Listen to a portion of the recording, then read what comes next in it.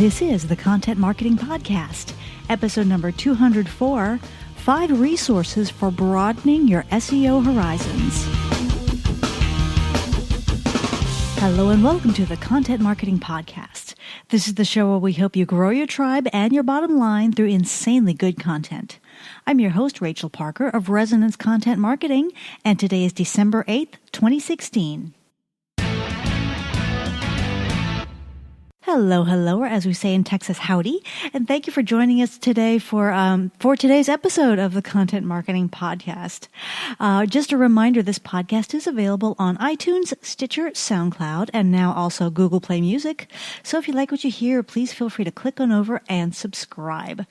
Also, I want to let you know that my new book, The Content Marketing Coach, Everything You Need to Get in the Game and Win, is now available on Amazon in book and Kindle format. Here's what Content Marketing Institute founder Joe Pulizzi has to say about the book. He says, a simple yet effective guide to an approach that most businesses get flat out wrong.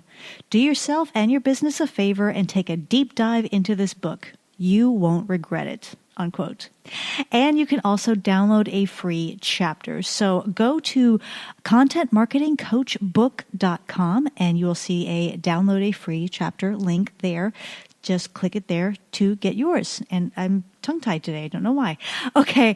I want to give a shout out to my friend Aditya. I hope I'm saying that right. Adithya of TechWise Internet Marketing.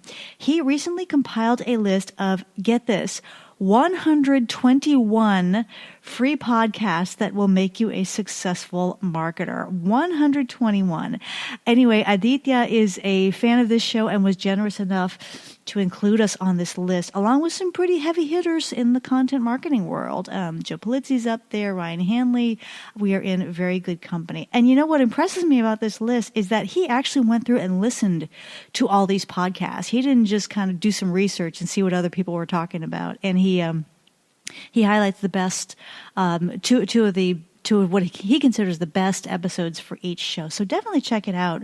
Not only because we're on there, but there's a lot of good other stuff on there for your listening pleasure. Okay. Now, to many of us, December is a slow month, business-wise, not all of us, but some of us. So last week, we explored 7 content marketing projects to make the most of your December downtime.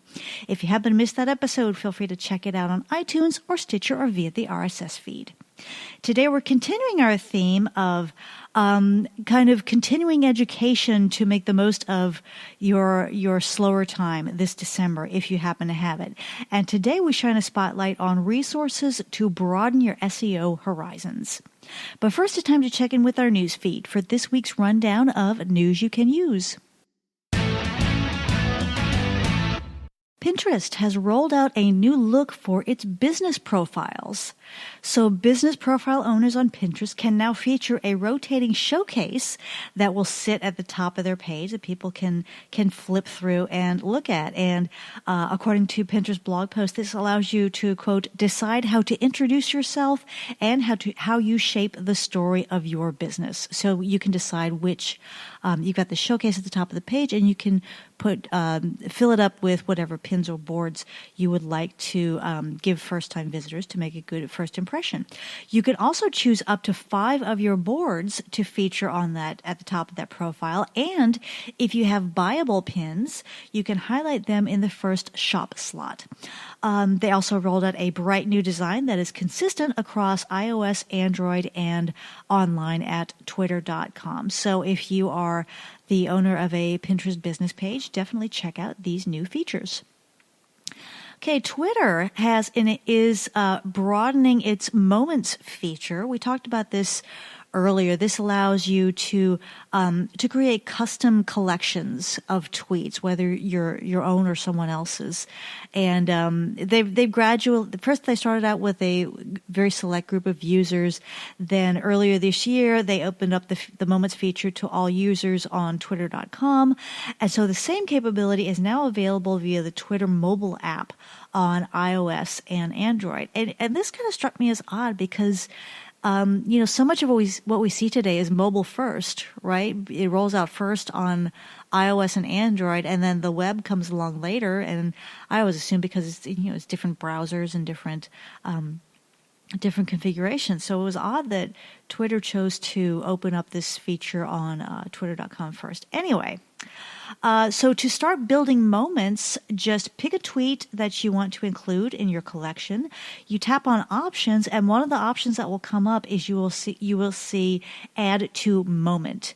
And when you tap on that, it will give you the option of creating a new moment. You will give it a name and a description, and you are off. So if you are an avid Twitter user, definitely check out Moments. And that's great. Anytime you want to put together a collection, whether it's for a new product that's rolling out or a campaign, or if you want to do something fun for the holidays, create that moment and share it with your followers. Many, many good uses for this feature. Okay, our content hit of the week is called How to Include All Employees in Your Social Media Marketing. This is a post by Ann Smarty over at Social Media Examiner. And this is actually a topic we talked about a few weeks ago when we were talking about internal content marketing, because it's all about amplification. So why do we need to incorporate, why do we need to involve all our employees in our social media marketing? Well, number one is just the sheer numbers, right? You're spreading your message to a wider audience. There was an old TV commercial in the 70s for a shampoo, and the girl started saying, "I told 2 friends about this shampoo, and they told 2 friends, and they told 2 friends," and you see people multiplying on the screen. And it's the same type of thing.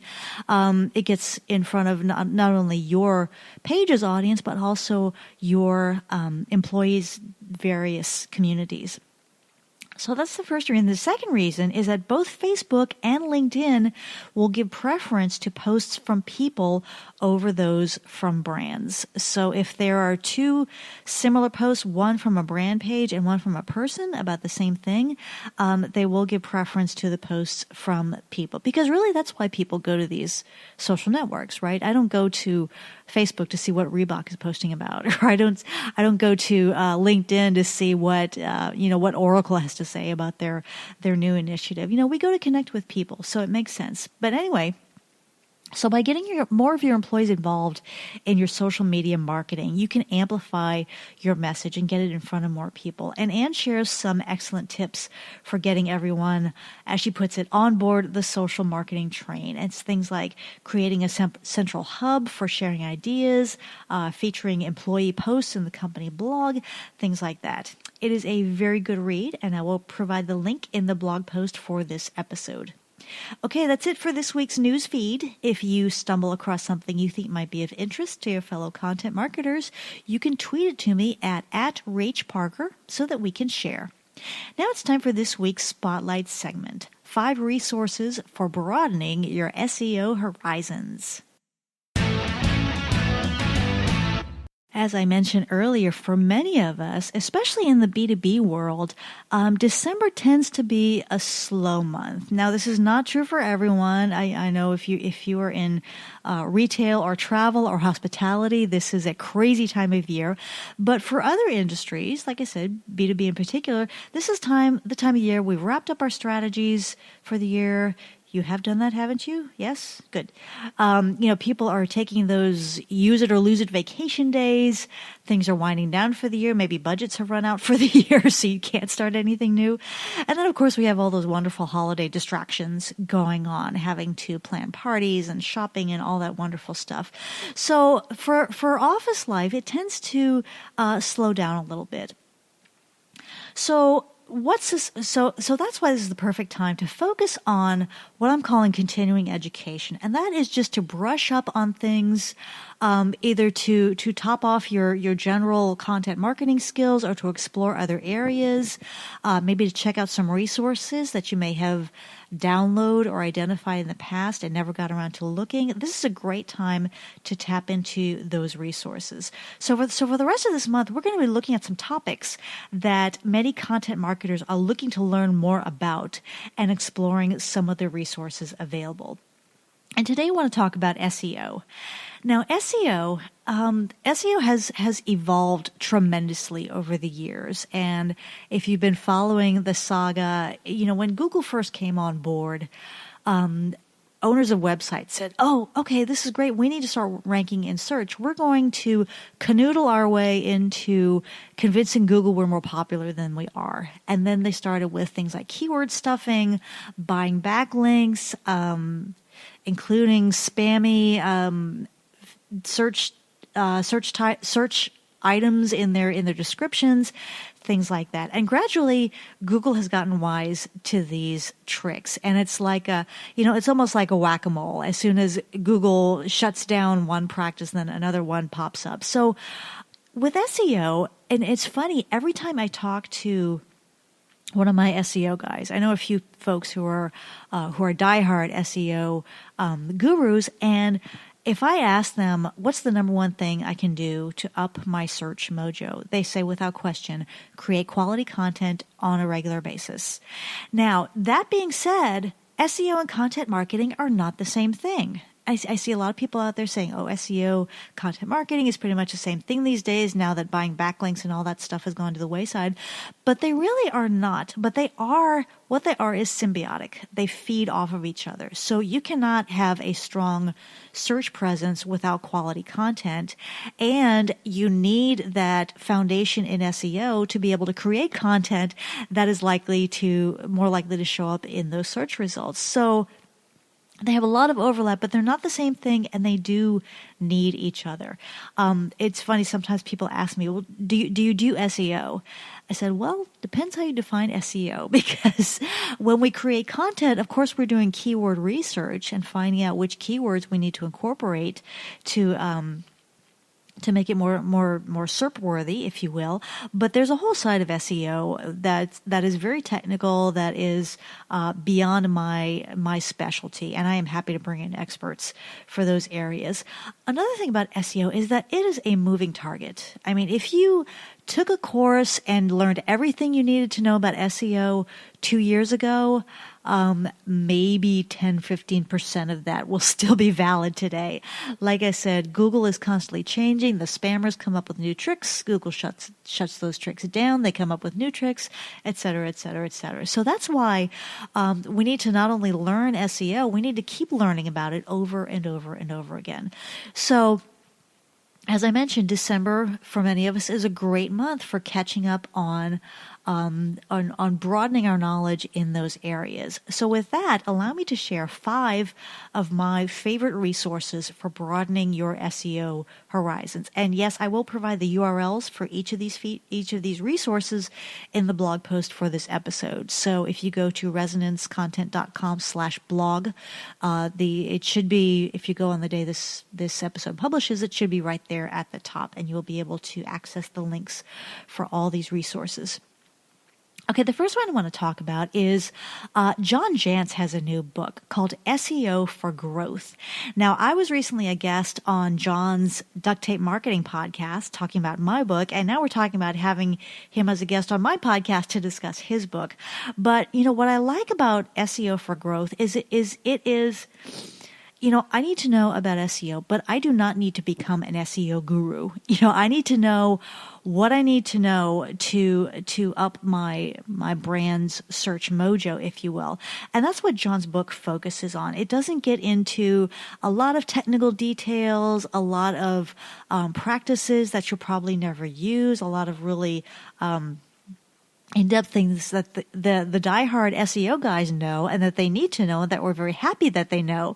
But kind of, the content marketer, the business owner, the marketing VP does not necessarily have to have that knowledge. And it's a very tight little resource, and I really, really like his approach to it. So again, that book is SEO for Growth by John Jantsch. That's JANTSCH. And the URL is seoforgrowth.com. So that is resource number 1. And you can pick up a copy, and when you have some downtime during the holidays, check in on that and see what all John has to say. And, if you're visiting family and it gets to be a bit much, then there is nothing like grabbing a good book and heading into a corner. So You didn't hear that from me. Okay, the resource number 2 that I want to share from you. Oh, this is one of my favorites. The company Moz, M-O-Z. Now, they used to be called SEO Moz, but they dropped the SEO probably about maybe a year and a half ago because they have expanded beyond SEO. They talk about user experience and content marketing and things like that. So Moz.com is a wonderful, the website itself is a wonderful resource for learning about SEO. And they also have some really good content marketing content there as well. But what I want to focus on is something that they do called Whiteboard Friday. Now, in our content hit of the week, I have many, many times sent you to Whiteboard Fridays. They are wonderful. What it is the head of the company, a guy named Rand Fishkin. He's a really cool guy with a really cool mustache.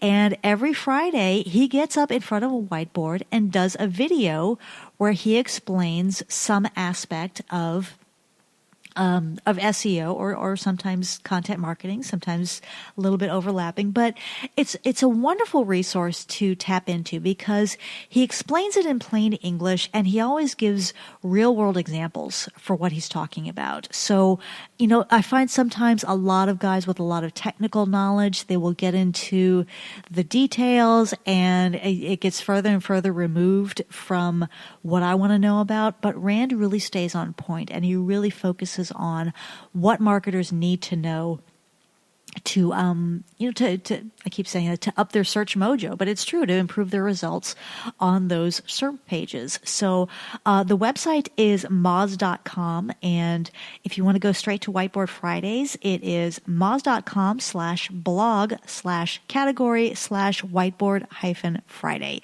Yes, that is a mouthful, but I will provide a clickable link in the blog post for this episode, so you can check out Whiteboard Fridays all on your own. The third resource I want to share is a wonderful online resource called SEObook.com, B-O-O-K, SEObook.com. And they actually have a free online course on SEO. And it's really, I think it's a freemium thing. So they offer a basic course just out there for free. And then if you want to subscribe and get more in depth, then there is a paid version of, there is a paid course available. I cannot talk today. I'm sorry, folks, but really great resource to check out. They also have some really cool tools, cool free tools available for you for your SEO purposes. And that URL is SEObook.com,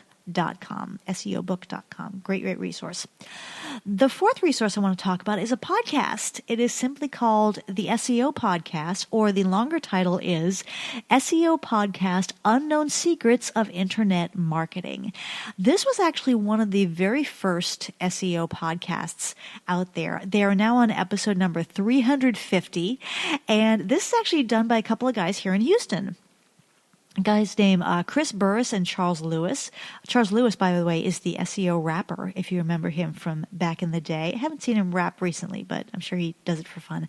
And I actually interviewed them a long time ago on this podcast about SEO and social media and content marketing. But they have a terrific podcast. They are a little nutty. They're a whole lot of fun. And they have a podcast that runs about half an hour, a little bit longer than ours, but really, really great information from guys who have been doing this for a long time and who have seen everything. They really, really know their stuff, and they're entertaining at the same time. So let me give you that website real quick. That is ewebstyle.com. That's the name of their company. ewebstyle.podomatic, all one word, .com. ewebstyle.podomatic.com. That's how you go straight to the podcast, or you can go to ewebstyle.com and link and navigate to it from there. But yeah, that SEO podcast is a definite keeper for good, practical, solid information about SEO from guys who really, really, really, really know their stuff. Really, really. Okay, the fifth and final resource that I want to share with you is a site called SEM Rush. SEM, of course, stands for Search Engine Marketing, which is the cousin of SEO. And they have run a webinar series on a variety of SEO topics. I've looked at a couple of the recent ones. It includes things like 7 Google Analytics strategies that every SEO needs to know. And another one that I saw was bad SEO habits that they were talking about. And they even have, I'm pretty sure it was SEMrush, they even have webinars in different languages. So if you are in Germany or Brazil, you can find webinars in your language. Very, very cool. So SEMrush, check out their webinar series. And that's another site that has just a bunch of great resources available. So if you go to semrush.com, you can check out some of their tools, some of their downloadable assets, and really, really good SEO information. And those guys have also been around for a while. So definitely check them out. Okay. Those are my 5 favorite resources for broadening one's SEO horizons. But of course, there are many, many more out there on the web, many of which are free.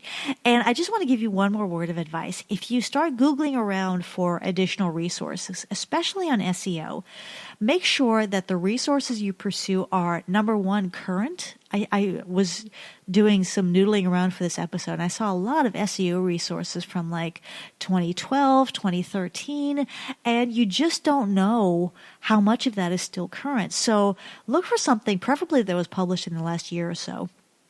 And number 2, make sure that you are tapping into reputable resources. I don't want to hear about you charging ahead with any faulty information. And that means you need to do a little due diligence. Look at the company, look at how long they've been in business, look at some of the people who are creating these resources. Make sure that they are that they're reputable, that they know their stuff, and then they're not feeding you some goofy information that can trip you up down the road. Okay, if you have any questions about SEO resources or want to contribute your own to our list, I would love to hear from you. The best way to reach me is through the website, resonancecontent.com, or you can always tweet me at Rach Parker. Now it's time for our content marketing tip of the week. Sometimes when I talk to people about SEO and content marketing, one of the first questions that pop up is, what is the best tool for keyword research? How can I, what can I tap into to help me decide which keywords to focus on? Now, I will say there are many tools out there, some good, some not so great, some are free, some are paid, some are freemium. But for me, it's still good old plain vanilla Google's keyword planner tool. It's been around forever. I have used it. Sometimes I talk to my SEO guys and that's what they use, many of them. Some of them have the fancier tools, but a lot of them use Google's keyword planner tool. And I would say the main reason for me is when it comes to other tools out there, I'm kind of skeptical. I'm like, okay, where does this information come from? And how can I be sure that it's accurate and it's current? Some of them just filter in results from Google's keyword planner tool and put a different skin on it and market it as their tool, which again, is it current? When's the last time they synced up with Google? So,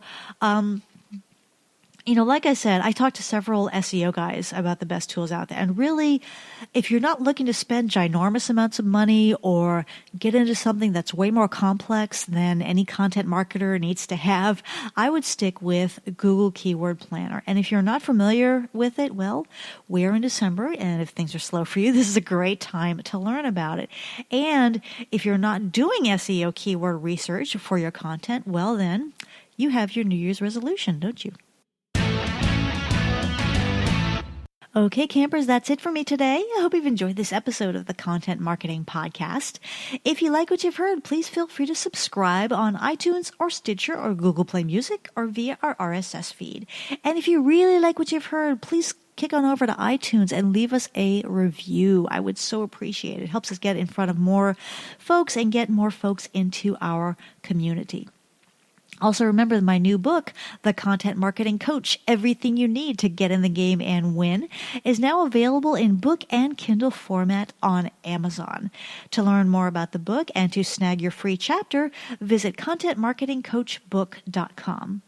As you know, I always like to leave you with a quote, and today's comes from John F. Kennedy. He once said, quote, "Conformity is the jailer of freedom and the enemy of growth, unquote. Again, this is Rachel Parker with Resonance Content Marketing. Thank you again for listening, and we will see you again next week. Take care.